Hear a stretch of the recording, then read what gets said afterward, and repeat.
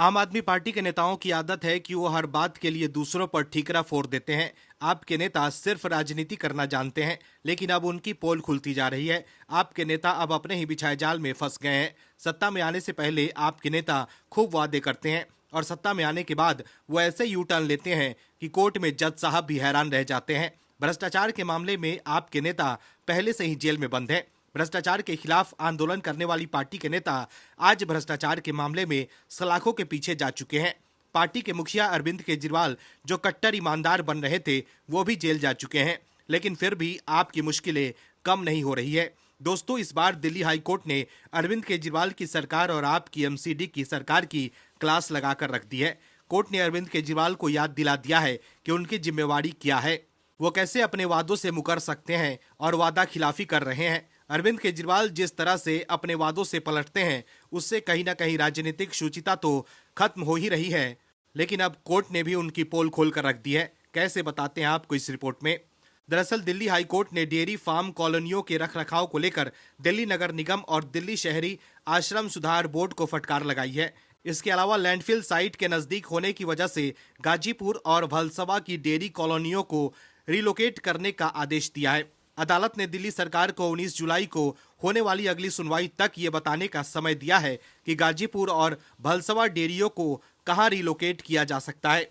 Acting chief justice मनमीत अरोरा ने फैसला सुनाते हुए कहा है कि हर डेयरी फार्म में 200 मीट्रिक टन क्षमता वाला बायोगैस प्लांट लगाने की तुरंत जरूरत है। इस पर एमसीडी और डीयूएसआईबी ने जवाब दिया कि उनके पास बायोगैस प्लांट लगाने और मवेशियों के चरने की जगह उपलब्ध कराने के लिए पर्याप्त पैसा और जमीन नहीं है। इस पर चीफ जस्टिस अरोरा ने स्वच्छता, सफाई और नियमों के अनुपालन को सुनिश्चित करने के पिछले निर्देशों के बावजूद डेयरी फार्मों में कोई सुधारात्मक कार्रवाई नहीं करने के लिए अधिकारियों की खिंचाई की।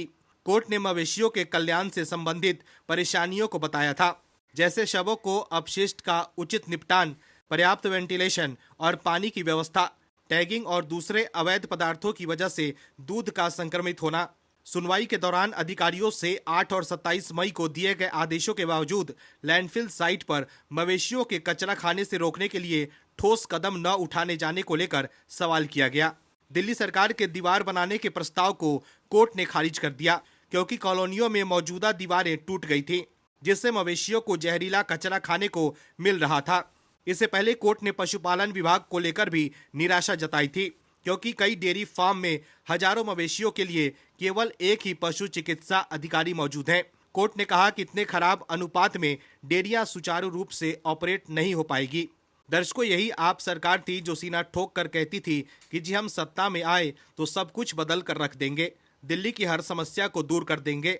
लेकिन अब उन्हें काम करने के लिए कोर्ट से फटकार लग रही है। एमसीडी में जब बीजेपी सत्ता में थी, तब केजरीवाल कहते थे कि एमसीडी में आपको लाइए, हम सारी परेशानियों को दूर कर देंगे। लेकिन सत्ता मिलते ही एमसीडी को लेकर भी केजरीवाल यू टर्न ले चुके हैं, जिसके बाद अब कोर्ट से उन्हें फटकार लग रही है।